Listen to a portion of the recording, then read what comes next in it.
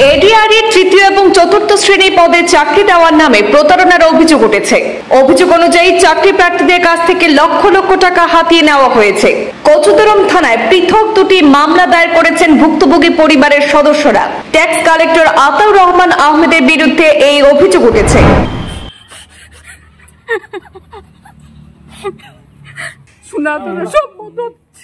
অবশ্যই তো আমার পড়া ছেলে করে বাইরে দিতে বাধ্য হলাম।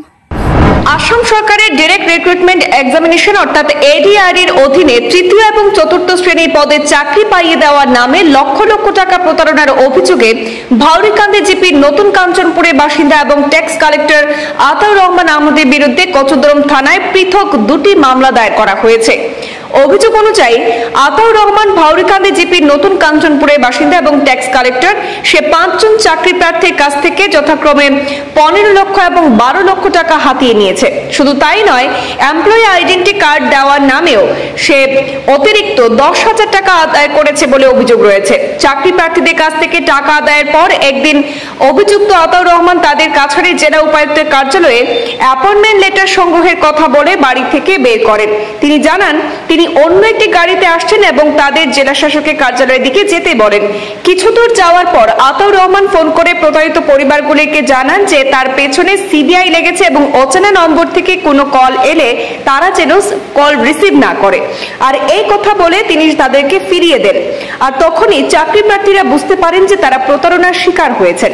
এরপর টাকা ফেরত পাওয়ার জন্য বারবার যোগাযোগ করা হলেও আতাউর রহমান বিভিন্ন টালবাহানা করে বিষয়টি এড়িয়ে যাওয়ার চেষ্টা করেন।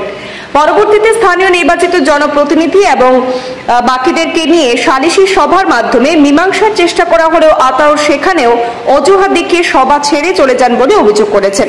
কোনো উপায়ন্তর না পেয়ে প্রতারণার শিকার দুটি পরিবার কচুদরম থানায় পৃথক দুটি মামলা দায়ের করেছেন। অসহায় পরিবারগুলি আসামের মুখ্যমন্ত্রী doctor Himanta Biswa Sarma, Cachar police super এবং জেলা শাসকের দৃষ্টি আকর্ষণ করে ন্যায় বিচার প্রার্থনা করেন।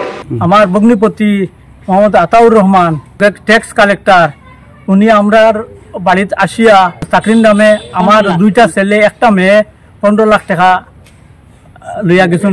এডিআরই চাকরি দেওয়ার লাগিয়া আমরা এডিআরই এপ্লাই করাই লইছুন, অথচ ইন্টারভিউ বুঝতে দিছুন না। আবার কল আইব বাড়িত, তারা কইছেন আমার 15 লাখ টাকা আমার 2 ছেলে 1 মেয়ের তাই টাকা আত্মসাৎ করে দিছুন।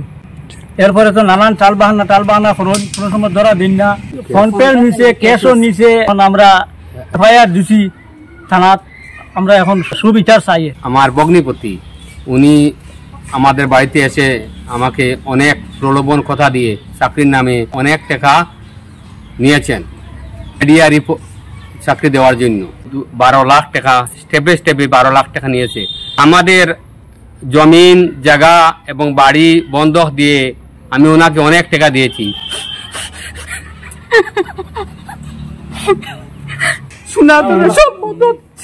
অবশ্যই তো আমার পড়া ছেলে করে বাইরে দিতে বাধ্য হলাম।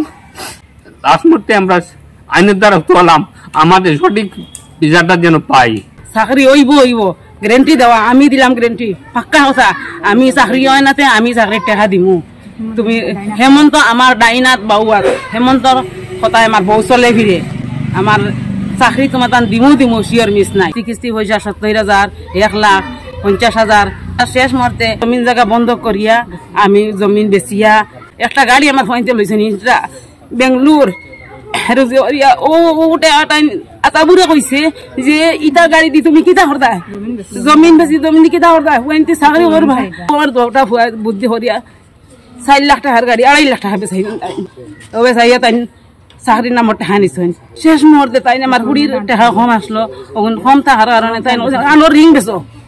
আমি বললাম পাইছে আমার ফুড়ির খানোর রিং বেচিলি হয় নাই, আমার দাম দেখুন তো অসুবিধা হইব বলে তোমার খানোর রিং বেচা বেশি আমার টাকা দেও। তাই মতন দিলে না, অন্য টাকা হগুন মরবো, এখন তুমি তাই টাকা দিতেও লাগবো। অ্যাপয়েন্টমেন্ট আনবার দিন আমরা সবরে সাজাইয়া গুজাইয়া তাই সবরে বার করিয়া কারো লইয়া আমরা বার হয়েছি। ডিসি অফিসে যাইতাম, আমরা কইলাম কেমনে থেকে কেমনে বলে তোমরা সব আও আর ডাইনাত বা অ্যাপয়েন্টমেন্ট দিব, তোমরা সবে অ্যাপয়েন্টমেন্ট দেখবা, কুলিয়া দেখিয়া লইয়া তোমরা বাড়িতে আইবা। রাস্তাত গেছি, তখন টার্নিংও গেছি, টার্নিংও যাওয়ার পরে তাই খবর কইছেন, ফোন করছেন, ফোন করিয়া কইছেন যে তোমরা ঘুরো তাড়াতাড়ি বলে সিবিআই আমার করে দিলে গেছেন। এদিন থেকে আমরা মনোভয় আইছে যে টাকাটা দিয়ে আমরা খুঁজলো গেল। এখন আমরা উচিত ব্যবস্থা চাই। আমরা কাছ থেকে আমরা 15 লাখ টাকা নিয়া সিলাগার কার লইলো, বাবা বাইক লইলো, জমিন জায়গা লর। থানাত আমরা একটা এফআইআর দিছি যে আমরা বিচারটা সুন্দর পাওয়ার লাগিয়া, আমরা টাকাটা পাইবার লাগিয়া। হেমন্ত স্যারের কাছে, মামার কাছে আমরা অনুরোধ রইল যে আমরা টাকাটা পাওয়ার জন্য, যে টাকা ঘর দরজা বেশি বাড়ি ঘর বন্ধক দিয়া টাকা দিছি, টাকাটা পাইবার জন্য।